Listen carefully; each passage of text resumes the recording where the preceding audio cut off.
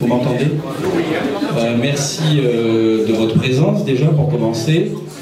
Merci à Jacques Serrano d'organiser cette semaine un peu ouf, comme il dit, ou comme ça se dit.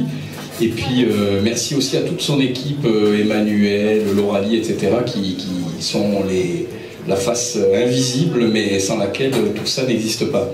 Donc merci à tous. Donc, métaphysique de la clope, vous avouerez que ça ressemble à une sorte de contradiction vivante. On ne voit pas le rapport entre une clope et puis quelque chose dont on ne sait pas forcément trop ce que c'est, la métaphysique. Et effectivement, ça c'est mon plan, parce que comme je suis prof, j'ai l'habitude de faire un plan.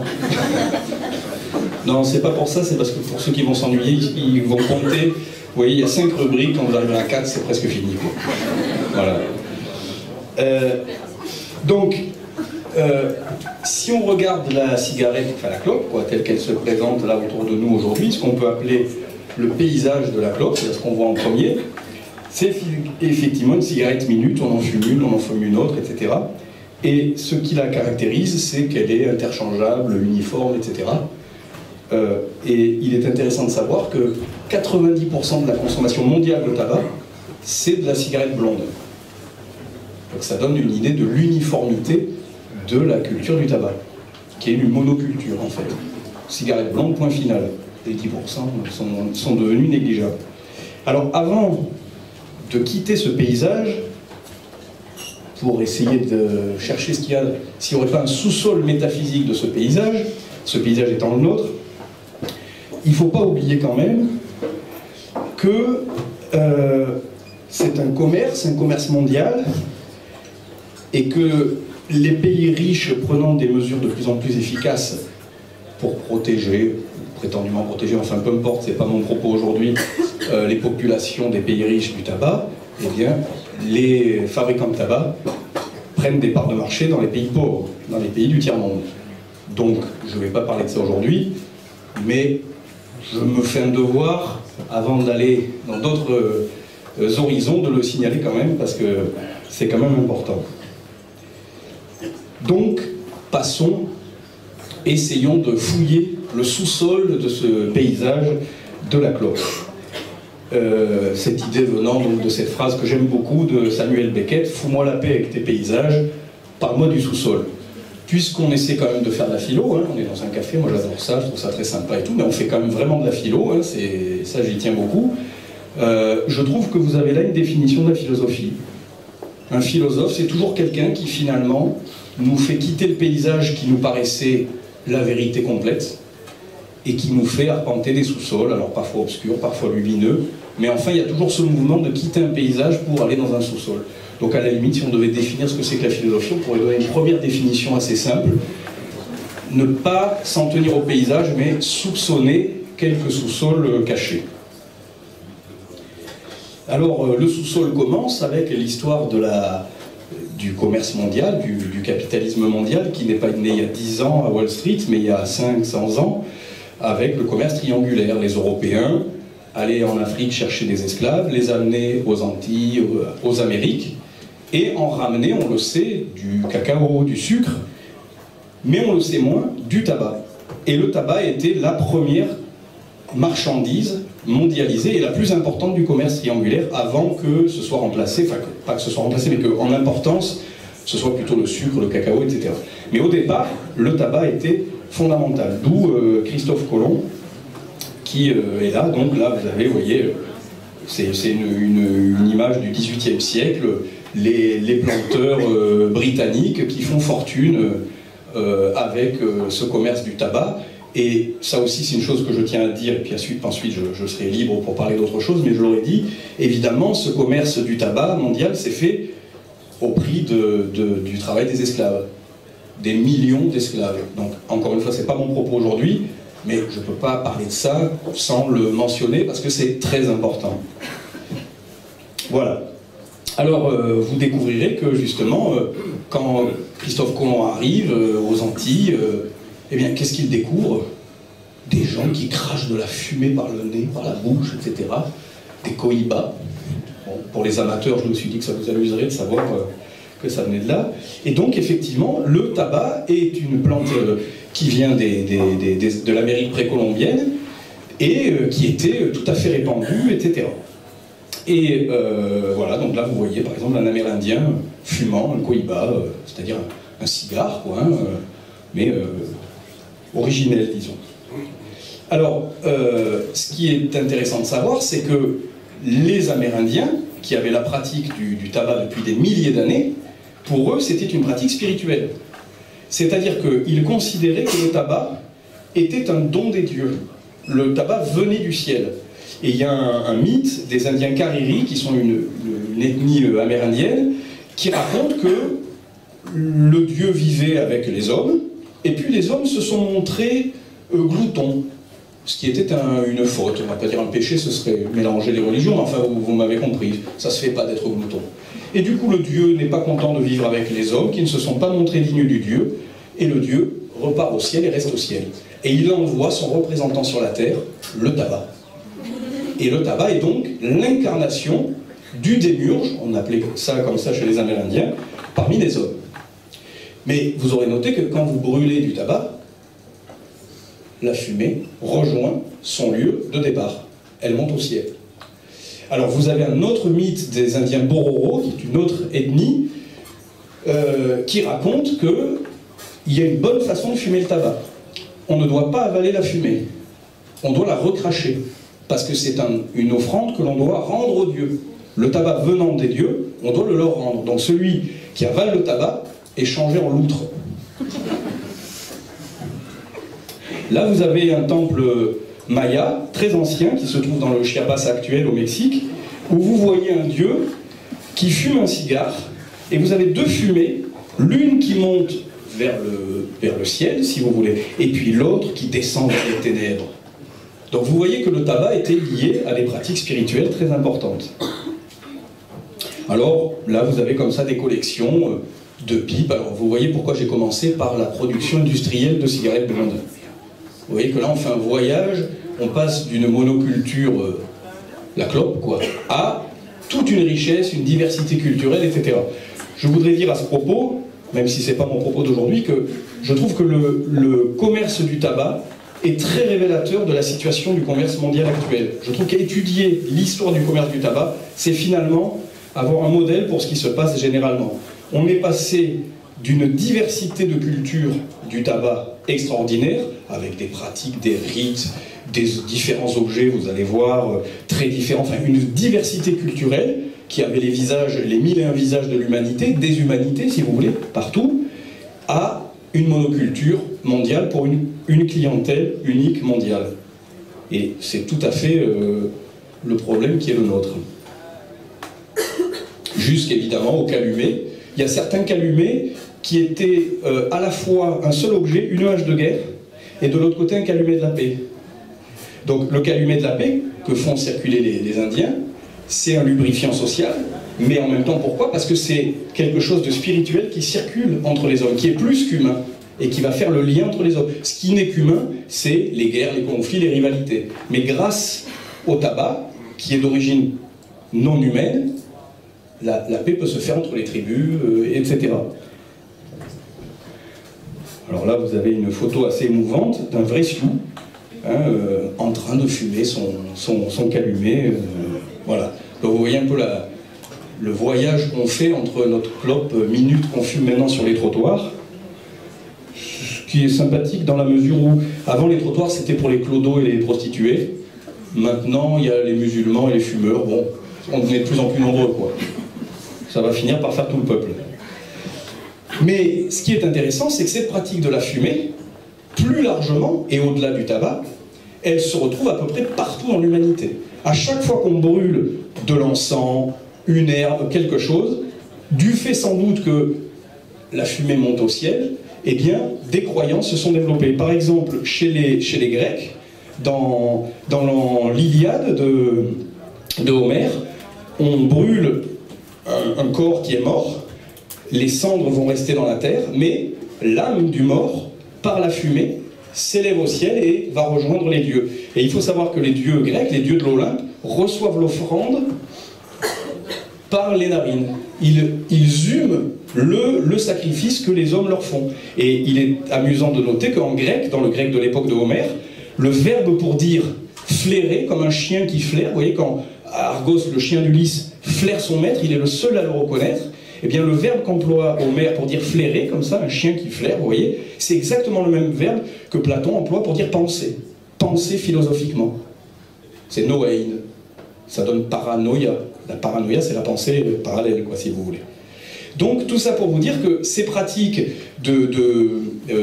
religieuses, spirituelles, etc., liées plus largement qu'au tabac à la fumée, sont universelles. Il n'y a pas de culture dans l'histoire de l'humanité, on ne trouve pas ça. Et encore aujourd'hui, quand vous avez un enterrement, par exemple, catholique, eh bien, l'encens autour du cercueil est là pour accompagner l'âme du défunt vers Dieu. Et on le retrouve, d'où mon image, quand un nouveau pape est élu, c'est la fumée blanche qui monte avertir Dieu que Habemus Papam, nous avons un pape. Voilà, donc, du coup, cette petite illustration humoristique a en réalité un contenu historique tout à fait pertinent. Au-delà de la blague, vous voyez que ça recouvre quelque chose de tout à fait pertinent. Et d'ailleurs, il faut savoir que quand les colons européens ont ramené le tabac en Europe, la religion catholique a très mal pris ce truc-là. Il y a des compagnons de Christophe Colomb qui ont été enfermés parce qu'ils crachaient de la fumée, etc. Qu'est-ce que c'était? C'était diabolique, etc. Et puis ensuite, il y a eu une concurrence entre les religions. C'est-à-dire que tout d'un coup, comme il y avait une pratique de l'encens, de la fumée catholique, codifiée, mais que tout d'un coup, les moines se sont mis à fumer, par exemple au XVIIe siècle, il y a un édit qui interdit aux moines de fumer pendant l'office. Tellement ça s'était répandu. Et du coup, vous voyez, il y avait concurrence entre les fumées, entre les fumées venues de ces barbares du Nouveau Monde, et puis nos vraies fumées. Et donc, ils risquaient comme ça d'égarer les âmes vers le mauvais Dieu, pour un peu qu'on rejoigne un démiurge plutôt que Dieu. Voilà. Alors, du coup, d'où la question quand même qu'on se pose, mais finalement, la métaphysique, qu'est-ce que c'est que la métaphysique? Alors, avant cette question, une remarque, c'est, parce qu'il y a la question du shit, etc., dont je ne suis pas spécialiste du tout, mais la seule chose quand même, c'est qu'au Maroc, au départ, la culture, c'est soufi. Donc la culture du shit, avant d'être ce que c'est aujourd'hui, c'est le même problème, c'est monoculture, commerce mondial, etc. C'est au départ, ça vient d'une culture spirituelle, c'est-à-dire, enfin au Maroc, c'est les soufis avec toute une philosophie, une spiritualité, etc. Bon, après c'est devenu tout autre chose, mais à l'origine c'est quand même ça. Je l'indique juste au passage, mais c'est quand même intéressant. Donc, qu'est-ce que c'est que la métaphysique? Alors, on peut déjà commencer par faire une description de la fumée. Et quand on fait une description de la fumée, on commence déjà à comprendre ce que c'est que la métaphysique. Si vous voulez la fumée, on pourrait dire par exemple, vous avez des corps solides, une pierre, une table, un micro, et puis vous avez des corps liquides. Mais la fumée, elle est ni solide ni liquide, elle est entre les deux. Et alors un physicien nous dirait que c'est gazeux, c'est l'état gazeux de la matière, mais les physiciens dépoétisent tout. Mais moi je dirais plutôt que la fumée, c'est l'état métaphysique de la matière. C'est-à-dire c'est une matière qui n'est plus proprement physique. D'ailleurs, vous ne pouvez pas la toucher, vous ne pouvez pas l'attraper. Vous la voyez, elle est là, vous la sentez, mais enfin, elle est comme la vertu immatérielle de la matière. C'est comme si la matière se transcendait elle-même. Vous voyez? Alors, d'autre part, comme j'ai dit tout à l'heure qu'elle montait au ciel, ce qui est assez amusant, c'est qu'elle défie même les lois de la gravitation physique.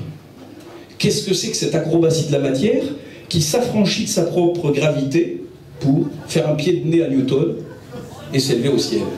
Vous voyez? Donc, ce que je veux dire par là, au-delà de je suis assez sérieux, c'est qu'on comprend bien pourquoi, dans toutes les cultures du monde, on a investi la fumée, et la fumée du tabac en particulier, mais la fumée au sens plus général, d'une dimension métaphysique. Métaphysique, ça veut dire quoi? Ça veut dire quelque chose qui est au-delà du physique, qui n'est pas purement physique, comme le corps ou la matière, mais en même temps, qui, partant de la matière, va vers autre chose que le physique. Parce que dans le préfixe méta, en grec, métaphysique, comme dans métaphore, par exemple, une métaphore, c'est une image, hop, qui se déplace vers une autre. C'est l'idée d'un déplacement. Donc là, le déplacement de la métaphysique n'est pas horizontal, mais vertical. On part du corps, de la matière, etc. Et puis on s'élève vers le haut. Hein, l'ici-bas, le là-haut, etc. Bon, tout ça, c'est des choses que vous voyez bien. Alors vous avez justement ce tableau qui est très intéressant, où vous avez justement une séparation entre le monde physique ici-bas, et qui est caractérisé par le temps qui passe, un monde livré au temps. Et ce temps est représenté par l'enfilade de nuages en perspective, qui montre bien le temps qui passe, etc. Donc tout passe, tout lasse, tout casse, rien n'est éternel. Et puis au-delà, le ciel de l'éternité. Alors ce ciel, c'est le lieu de ce qui est métaphysique. Mais la métaphysique elle-même, c'est le passage de l'un à l'autre. La métaphysique, c'est pas juste, ça y est, il y a l'éternité, Dieu existe et on est sauvé. C'est comment on va faire pour relier ce qui est purement physique, purement temporaire, purement précaire, purement sensible, purement matériel, vers quelque chose qui au contraire n'est ni physique, ni matériel, ni temporaire, donc éternel. Et c'est ça la métaphysique. Ça c'est une chose importante parce que souvent on lit les philosophes un peu de traviole, de manière un peu bête d'une certaine manière, c'est-à-dire tout d'un coup il y aurait des choses, oui, c'est des dogmes, etc. Mais un philosophe, c'est toujours ceux qui sont métaphysiciens, et il y a de grands philosophes métaphysiciens, ils se demandent toujours comment il va faire pour se dépêtrer du physique. Donc il n'est pas là dans la métaphysique, puis c'est par exemple Descartes, la métaphysique, je suis dans la métaphysique, pas du tout. Descartes, il est dans le physique jusqu'au cou, et il se demande comment il pourrait faire pour s'élever vers autre chose que le physique. Donc la métaphysique, c'est un problème. C'est pas une réponse, c'est pas une solution. Et le problème, c'est comment arrimer le physique à autre chose que du physique. Comment élancer le physique vers quelque chose de métaphysique, c'est-à-dire comment élancer le temporel, le monde du temps que nous connaissons. Rien de ce que nous connaissons n'est éternel. Eh bien, comment sauver cette précarité de notre existence en lui donnant un élan qui l'arrime à quelque chose qui, cette fois, serait éternel. Et d'ailleurs, ce qui est intéressant, c'est que vous avez deux types de nuages dans ce tableau. Vous avez l'enfilade en perspective, qui effectivement montre le cours du temps qui passe, si vous voulez. Mais en même temps, vous avez ce grand nuage transversal, qui à la fois est une limite entre le bas et le haut, mais comme toute limite, la limite, elle est commune à ce qu'elle sépare, ce dont elle est la limite. Donc la métaphysique, c'est la limite du physique et du métaphysique. C'est cette limite-là. Et on comprend bien pourquoi le tabac et la fumée de tabac a pu incarner cette limite. Parce que c'est quand même pas purement immatériel. Mais c'est pas non plus strictement matériel, pas quelque chose qu'on tient dans les mains, etc. C'est une sorte d'entre-deux. Donc là, on a une bonne idée. Et d'ailleurs, le rond de cigarette, le rond dans l'histoire de la culture, notamment catholique, chrétienne, a représenté la perfection. Le mouvement circulaire ou la ferme circulaire a longtemps, jusqu'à Galilée au moins, représenté la perfection. C'était la forme parfaite. Donc dans le rond de fumée, vous avez comme ça une sorte de symbole de la perfection. Vous voyez, contrairement à une forme déformée, etc. Non, là, c'est l'équidistance, c'est la perfection, c'est l'égalité parfaite, enfin. Donc vous avez comme ça toute une symbolique du cercle, si vous voulez. Alors là, par exemple, vous voyez, il y a une analogie entre le rond de fumée, puis comme ça, j'ai pris cet exemple-là, mais il y en a plein d'autres, vous voyez, ces arcs de cercle qui représentent l'éternité, qui représentent Dieu, qui sont une manière de représenter la perfection divine. Vous l'avez aussi, et c'est presque plus intéressant, dans les arabesques de l'art, par exemple, islamique de l'Alhambra. Et les arabesques, je dis, c'est plus intéressant pour mon propos, parce que le propre d'une arabesque, c'est qu'elle n'a ni début ni fin, comme Dieu. Dieu n'est pas né à telle date, il n'est pas mort à telle date. Il n'a pas de début, pas de commencement. Donc l'arabesque, c'est cette forme comme ça, infinie, et qui figure dans un imaginaire islamique, ce qui figure dans l'imaginaire chrétien, la perfection. Or, la fumée ressemble parfois à un rond, mais si on la laisse aller elle-même, finalement, c'est comme si elle dessinait des arabesques. Et puis, évidemment, la fumée, et ça c'est plus proche de nous, c'est la métaphore de la concentration, de la méditation. Sherlock Holmes qui réfléchit, qui cherche à dénouer un problème, qui est dans un moment de pure pensée, évidemment il fume sa pipe. Bon, vous avez bien sûr, hein, ça c'est pour la galerie, mais c'est intéressant, le philosophe, l'intellectuel et tout, avec sa clope. Quoi. Et on sent bien que la cigarette, là, ou la pipe, ou ce que vous voulez, est plus qu'un accessoire, c'est vraiment comme une sorte d'appendice pensant du philosophe. C'est-à-dire que ça fait partie de sa pensée, quoi. Si on lui enlevait sa cigarette, c'est comme s'il n'était plus capable de penser. Alors, je choisis, mais on pourrait faire comme on veut, hein, mais voilà. On les oppose beaucoup, mais enfin, ils avaient au moins ça en commun. Alors Sartre, vous voyez, avec son petit bout de mégot, là, qu'on devine entre ses doigts. Ça, je l'ai choisi pour l'anecdote, parce que c'est quand même amusant, puisque la Bibliothèque nationale de France avait fait une exposition Sartre, des photos de Sartre, etc. Et puis, hop, zoup. Tac, plus de mégot. Et c'est pourtant bien la même photo. Voilà, ça c'était le coup hygiéniste absurde, vous voyez, tout d'un coup. Mais ce qui m'intéresse ici, c'est qu'en enlevant le mégot des doigts de Sartre, c'est comme si on l'amputait de son organe pensant, ou en tous les cas d'un appendice pensant du philosophe, si vous voulez.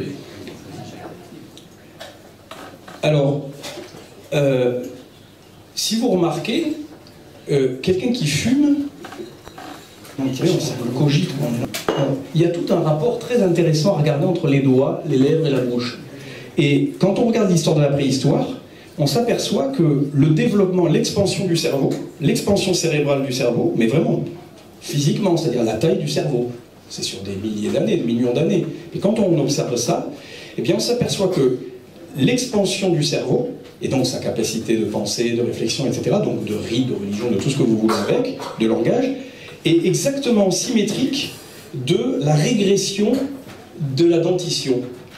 Pourquoi? Je vais vous donner un contre-exemple. Vous prenez un cheval actuel, il a une dentition extraordinaire. Entre sa langue et ses dents, c'est incroyable ce qu'il est incapable de faire. Vous lui donnez une mangue, il la mange, il la trie, etc., il recrache le noyau, tout ça avec les dents et la langue. Pourquoi il a cette dentition extraordinaire, extraordinairement sophistiquée? Parce qu'il a besoin de ses 4 pattes pour la motricité. Or, la motricité, nous on a oublié, parce qu'il y a un McDo, il y a un supermarché, il y a Carrefour, il y a tout ce que vous voulez, mais la motricité, c'est la possibilité de se nourrir, de ne pas mourir de faim. Dans la préhistoire, dans le développement vital des espèces. Si vous ne pouvez pas vous déplacer, un coup d'hiver, vous êtes mort. Donc le cheval, il a besoin de ses 4 membres pour trouver sa nourriture là où elle se trouve, selon les saisons, etc. Or, les hommes, l'espèce humaine, a peu à peu conquis la bipédie. Et en conquérant la bipédie, ça a libéré les pattes antérieures, pour le dire comme ça. Et du coup, le travail qui était dévolu aux dents, couper, mâcher, écraser, a pu être fait par les mains. Couper, tailler des silex, cogner des pierres, etc.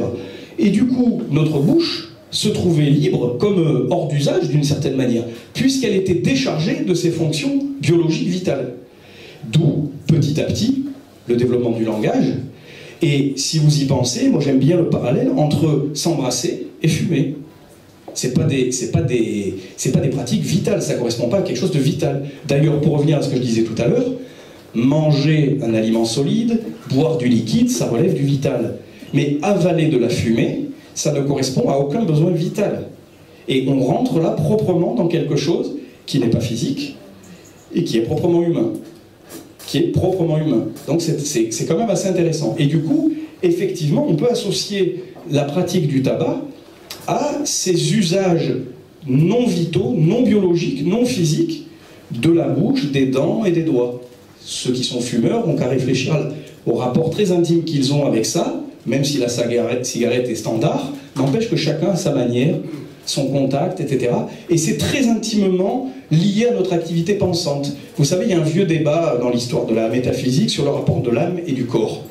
Et même encore aujourd'hui, comment les neurobiologistes voudraient trouver dans telle synapse ou quoi, le truc de la pensée, du sentiment, de l'émotion, enfin, comment la matière, que ce soit du corps, du cerveau, du tout ce que vous voulez, peut-il produire de la pensée, du langage, des émotions? Enfin, il y a quand même un truc qui nous échappe. Et bien moi je pense que si on veut creuser cette question, il faut s'installer là, entre les doigts du fumeur, sa bouche, ses dents, sa langue. C'est par là que ça doit se passer. Vous voyez, l'articulation entre le corporel et le spirituel chez l'homme, c'est là que ça se joue. Je ne sais pas comment, mais ça doit se jouer par là. C'est un des endroits où ça se joue en tout cas. Alors, l'autre dimension métaphysique de la pratique du tabac, c'est qu'on nous dit, tu ne dois pas fumer, tu vas mourir, etc. Mais je t'emmerde. Vous voyez, je ne peux pas dire autrement. Qu'est-ce que ça veut dire? Je suis absolument sérieux. Qu'est-ce que ça veut dire? Ça veut dire que L'ouvrier dans son usine, il est écrasé, il est humilié. Aujourd'hui, les cadres d'ailleurs même, parce que c'est ça qui est bien, c'est que ça se généralise. Donc tout le monde est humilié, tout le monde est traité comme un enfant, infantilisé. Liberté zéro. On demande aux adultes d'être des parents responsables. Mais comment des adultes pourraient-ils être des parents responsables quand socialement, 8 heures par jour, ils sont infantilisés? C'est quand même une vraie question, ça. Eh bien, qu'est-ce qui me reste? Donc j'ai peur de mourir, j'ai peur du patron, j'ai peur de rien, et bien je fume et je t'emmerde. Voilà. Et c'est par là que je tiens de mon humanité et de ma dimension métaphysique. La peur de mourir, rien n'est plus naturel que la peur de mourir. Les bêtes ont peur de mourir. Mais je ne suis pas accroché à la vie comme une huître à son rocher. Et si j'ai envie de me tuer, je me tue. Ça me regarde. Et donc ça, c'est une dimension métaphysique, parce que c'est par là que j'échappe à ma condition physique. Oui, je vais mourir, mais je le décide. Et alors, là, je vous montre ce petit extrait. Tu peux revenir en diapo. Non.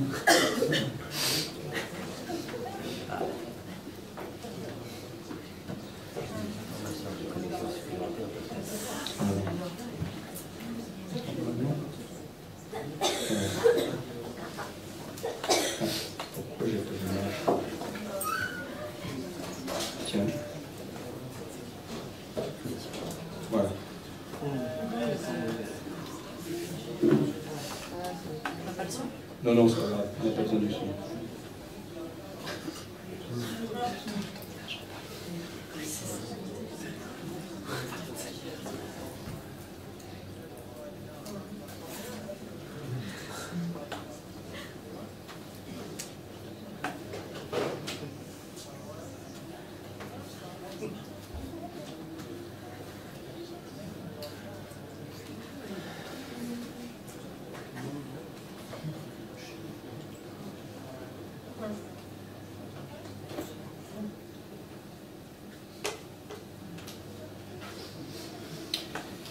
Voilà.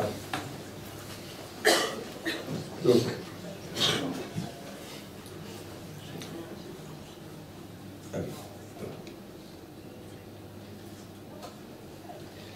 Voilà, donc vous voyez cet extrait des temps modernes de Chaplin.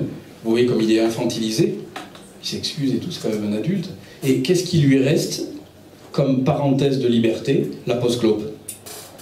Alors si on enlève ça à l'ouvrier, qu'est-ce qui lui reste, quoi? C'est quand même une vraie question. Moi je veux bien, enlevons pour la santé, pour tout, mais il faut de la compensation, il faut penser à la compensation. Qu'est-ce qui va venir ménager les plages de liberté, quoi? Voilà. Alors, Descartes a cette jolie phrase qui nous ramène directement à la métaphysique, où il dit notre libre arbitre, c'est-à-dire notre liberté, nous rend en quelque façon semblables à Dieu en nous faisant maîtres de nous-mêmes. Qu'est-ce que ça veut dire? Ça veut dire que j'ai ce que Descartes appelle un entendement, la pensée. Vous êtes d'accord, je pense qu'on a ça en commun, que notre pensée n'est pas infinie. Nous ne comprenons pas tout, nous ne pensons pas tout, loin s'en faut. Donc, dans notre tête, dans nos idées, dans notre compréhension, nous sommes finis, contrairement à Dieu. Ça, c'est pas par ma pensée que je suis semblable à Dieu, que je ressemble à Dieu. Dieu, lui, comprend tout. C'est la raison infinie. Mais moi, c'est une toute petite raison finie, minuscule. Mais par contre, je n'ai pas qu'un entendement, j'ai aussi une volonté. Je peux vouloir. Et je peux vouloir de façon infinie. Ma faculté de vouloir est infinie. Et c'est en ça qu'elle me rend semblable à Dieu. Et je peux, quand je dis, oui, je sais, ça me tue, il y a du goudron, du truc et tout, mais je décide de fumer. Ça, c'est une décision infinie. C'est la manifestation de quelque chose d'infini en moi. Et c'est ce que veut dire Descartes, il ne parle pas du tabac, bien sûr, mais en disant que la liberté de notre volonté, c'est par là qu'on ressemble à Dieu, c'est-à-dire qu'on a quelque chose d'infini, de commun avec Dieu, c'est-à-dire qu'il y a de l'infini en nous. Et c'est même la marque du Créateur sur sa créature pour Descartes. Qu'est-ce qui prouve que nous sommes les créatures de Dieu pour Descartes? C'est notre liberté, c'est pas notre pensée. Ça, ce serait plutôt le fait d'une œuvre ratée, parce que nous pensons mal de travers, pas grand-chose, etc. Par contre, nous pouvons vouloir absolument, sans limite, sans restriction, sans condition. Alors, voilà, là on a passé un moment dans le sous-sol de notre clope, de notre paysage de la clope. Mais on peut interroger, ça, le philosophe c'est toujours comme ça, le sous-sol du sous-sol. C'est-à-dire, qu'est-ce qu'il y a sous ce sous-sol métaphysique qu'on vient comme ça de visiter par quelques aspects. Alors, vous avez Kant qui dit comme ça que, donc je vous lis, le tabac qu'on fume ou qu'on prise, vous voyez déjà qu'à l'époque il y a quand même encore plusieurs pratiques, hein, fumer, priser, chiquer, etc. C'est pas juste cigarette blonde. Donc le tabac qu'on fume ou qu'on prise est lié à une sensation désagréable. Mais parce que justement la nature, le nez et le palais sécrétant des mucosités suppriment instantanément cette douleur, le tabac, surtout quand on le fume, forme une sorte de compagnie qui entretient et éveille de nouvelles sensations et aussi de nouvelles pensées, même si ces dernières ne sont que des vagabondages. Alors, ce qui m'intéresse là-dedans, c'est l'idée que fumer, ça embarquerait notre pensée dans des vagabondages. Alors, le vagabondage mental dont parle Kant, c'est celui que décrira un siècle plus tard Balzac, c'est-à-dire que la fumée embellit la nature, toutes les difficultés de la vie disparaissent, la vie est légère, l'intelligence est claire, la grise atmosphère de la pensée devient bleue. Les hommes d'une immense portée avouent que les cigares les consolent des plus grandes adversités. Alors là, ce que je trouve d'intéressant, c'est que finalement, on pourrait se dire, mais finalement, si l'esprit humain a cherché dans le tabac et dans la fumée un véhicule métaphysique pour s'élancer de l'ici physique à un là-bas éternel, c'est peut-être finalement moins par lucidité ou par grandeur ou que par peur d'assumer sa condition. Est-ce que finalement derrière cette aspiration métaphysique du tabac, il n'y a pas tout simplement la conscience froide que nous avons les pieds dans le physique, point final. D'ailleurs, les volutes merveilleuses du tabac ne font pas oublier l'odeur des cendres froides. Tout fumeur sait ça. Et l'odeur des cendres froides, ça pue la mort. Ça sent pas tellement le parfum de l'éternité. Donc c'est peut-être ça le sous-sol du sous-sol métaphysique du tabac. Et Descartes dit à ce texte qui est extraordinaire où il dit, je vous l'explique parce que bon, comme c'est du 17e et tout, c'est pas toujours, on n'est pas toujours habitué, mais il dit voilà, il dit moi, si pour moi le bien de l'homme c'était son bonheur, je dirais bravo à ceux qui se bourrent la gueule ou qui s'enivrent de tabac. Mais la grandeur de l'homme, le bien de l'homme, c'est pas le bonheur, c'est pas d'être heureux, c'est de connaître la vérité, quoi qu'il en coûte. Et donc là, vous avez une qui s'étourdissent avec du pétain. Ça, c'est le pétain, c'est le tabac. Donc là, vous avez chez Descartes quelque chose de très fort qui dit non. Même si la vérité doit me bousiller, en tant que philosophe, je vais là où la vérité me bousille. Je ne peux accepter aucun paravent, aucune parade, aucune tricherie, aucune fuite. Parce que justement, c'est une plus grande perfection de connaître la vérité, encore même qu'elle soit à notre désavantage, que l'ignorer. J'avoue qu'il vaut mieux être moins gai et avoir plus de connaissances. Là aussi, vous avez une sacrée définition de la philosophie qui ne cherche pas à accommoder notre confort, à nous plaire, à nous séduire, à nous faire plaisir, mais à nous mettre le nez là où on n'a pas envie du tout de le mettre. Alors, à ce propos, je voudrais faire une remarque. Un collègue à moi qui est prof de lettres me disait « mais la philo c'est intimidant, etc. » Et ça m'a paru évident. Mais bon, nous, c'est notre métier, on entend là, on s'en rend même plus compte d'une certaine manière. Mais c'est vrai que finalement, il y a un poids social, une sorte de mystère. Quand il y a le bac au journal télévisé, c'est la philo.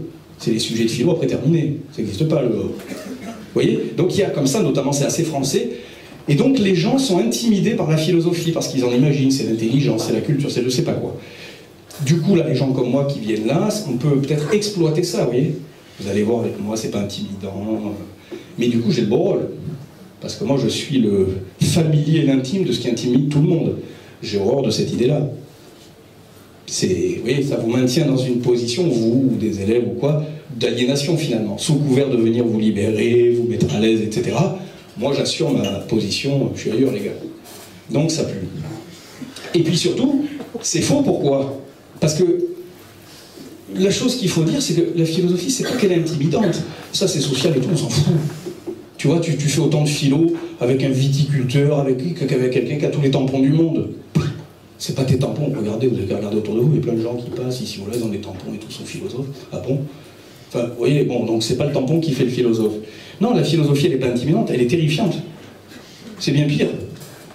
C'est bien pire, c'est-à-dire que la philosophie, ce qu'il a défini, et c'est par là que je conclurai, c'est que, j'aime bien ce petit mot de Prévert qui, sous couvert d'humour, nous met la tête là où on n'a pas envie d'aller. Hein, c'est embêtant d'être mort, on est tout froid. Fume, ça te réchauffera. Bon, vous voyez, bon, on rit, mais on commence à rire un peu froid, un peu jaune. Bon. Et la philosophie, c'est ça, c'est que si vous voulez une définition de la philosophie, et moi j'en veux une, parce qu'on ne peut pas faire de la philosophie si on ne sait pas ce que c'est.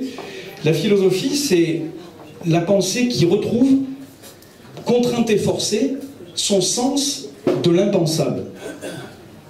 Vous voyez? Et qui, à partir de ce choc de l'impensable, eh bien, soit il reste tétanisé, et c'est 50% de l'histoire de la philosophie, soit se démène comme elle peut pour, comme je le disais tout à l'heure, se ménager un élan, etc. Mais en tout cas, le bien commun, un peu secret des philosophes, c'est ce contact avec ce que la pensée ne comprend pas, ne maîtrise pas, ce qu'elle encaisse, ce qu'elle accuse, comme on dit, accuser un coup, mais qu'elle ne domine pas. Et après, la question se posera de savoir qu'est-ce qu'elle va faire. Alors vous avez ce philosophe Empédocle, 5e, 6e, 5e siècle avant Jésus-Christ, un des tout premiers philosophes, avant Platon, etc., et qui raconte la naissance. C'est à propos de la naissance qu'il raconte ça. Qu'est-ce que c'est que naître? Et voilà les mots du nouveau-né, vous voyez. Il sort et tout d'un coup, paf, j'ai pleuré, j'ai sangloté à la vue de cette demeure étrangère. Et là, il décrit la naissance. Mais au fond, vous avez là les premiers mots, peut-être les derniers même, de tout philosophe. C'est ça le secret d'une philosophie. C'est ce contact avec quelque chose. Pourquoi il n'y a pas de philosophie? Il n'y a pas de philosophie de la mort. Et donc c'est pour ça qu'on va essayer d'en faire une. Mais avec cette hantise permanente de savoir que c'est pas sûr qu'on ait quoi que ce soit à dire ou à penser de ça. Du coup, pour finir, je vous donne une image d'un peintre qui est mort il n'y a pas très longtemps, un peintre important, Jean de Maisonseul, qui habitait à Cuers, dans le Var. Grand peintre, ami de Camus, de René Char, etc. Et qui a fait toute une série de philosophes, à partir de mendiants en fait. Il était à Alger, il était l'élève du Corbusier dans les années 40, 50, etc. Et il avait fait des petites esquisses, etc. de mendiants qu'il voyait dans la rue. Et puis, 50 ans après, il a retrouvé ces esquisses, puis il s'est dit, tiens, ces mendiants, c'est des philosophes. Et alors il a fait une série de philosophes, il y a un philosophe qui boite, etc. Et puis il a fait celui-là, c'est mon préféré, le philosophe blessé. Et bien vous voyez, le philosophe, il peut avoir l'air beau, il a des belles lèvres, il a un beau profil, il est bien bandé, tout va bien, mais enfin, on voit le coup, quoi. Et tant qu'on n'a pas vu le coup, on n'est pas rentré dans la philosophie. Voilà. Je vous remercie.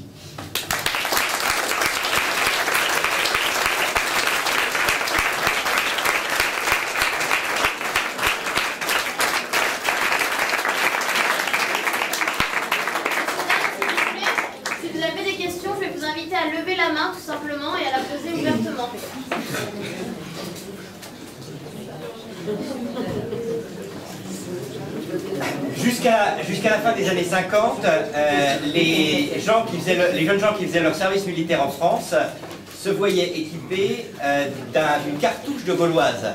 Et donc là, en l'occurrence, la cigarette était pour l'État quelque chose de complètement normatif. Il fallait fumer. Comment ça s'articule? Ouais, ça s'articule très simplement. C'est que c'est... Bon, je ne vais pas parler de tous ces aspects-là, j'ai fait un petit bouquin là-dessus, monsieur là pour me faire de la pub, merci. Ça me donne l'occasion de dire, je n'ai pas parlé de cette chose-là, mais je vous recommande. Non, je vous redonne ça, c'est atroce. Vous savez, on a l'impression que les types, c'est des hommes sandwich. Non, mais c'est même avant, c'est même pendant... La consommation de tabac en France explose en 1916, pendant la Première Guerre mondiale. Parce que justement, le tabac est une culture d'État, et donc le commerce de l'État, pas seulement les taxes, le fait que la CEITA, qui était l'organisme producteur national de tabac, était public jusqu'en 1995. Et en 1991, par exemple, la CEITA avait passé un accord avec Chevignon pour vendre des clopes aux gosses. Parce que Chevignon, il fallait gagner des parts de marché, il fallait s'attraper les ados, et donc la clope Chevignon. Et puis au dernier moment, le ministre de la Santé de l'époque a dit non, attendez, là on va quand même peut-être un peu arrêter. Parce qu'on commençait à avoir des études et tout, puis enfin on avait des études depuis longtemps, enfin on ne pouvait plus faire trop se boucher les oreilles. Mais effectivement, il y a toute une... Ça c'est quelque chose de très important d'ailleurs qui est très révélateur de l'époque. Là ça rentre dans le commerce mondial, c'est-à-dire que c'était bon pour l'État puisque c'était une industrie nationale, Donc plus, en plus en le donnant en 1916 aux gamins qui avaient 16 ans qui partaient à la guerre, ben ils étaient fidélisés. Ils allaient... Hein? Ce n'est plus de la philosophie. Ah, ça c'est le moins qu'on puisse dire. Ça c'est du commerce. C'est pour ça que moi je n'ai pas pris cet angle-là, mais c'est vrai que c'est un problème important. Juste, ce que je voudrais dire pour faire une réponse qui est structurelle, un peu qui a du sens, c'est que, vous savez, on entend souvent parler du néolibéralisme. Mais personne ne le définit, on ne sait pas si c'est le libéralisme, le néolibéralisme, etc. Moi j'ai une définition simple. Le libéralisme, c'est la théorie qui est au XVIIIe siècle, qui est la théorie du laisser-faire. Pas de barrière douanière, etc. On laisse faire, on laisse passer, etc. Vous voyez, c'est... Voilà.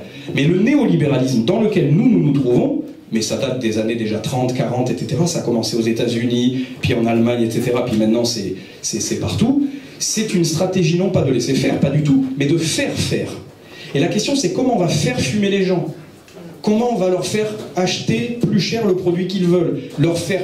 La crise des subprimes, c'est ça. Comment on a fait que les gens s'endettent contre leur propre intérêt, contre même leur volonté. Je vous donne juste un exemple qui est tout bête, mais quand vous faites vos courses dans un supermarché, les produits les moins chers sont tous en bas. Ce qui veut dire que un retraité qui n'a pas de sous, un pauvre, etc., s'il veut faire ses courses au minimum, il faut qu'il fasse les courses comme ça. Vous voyez?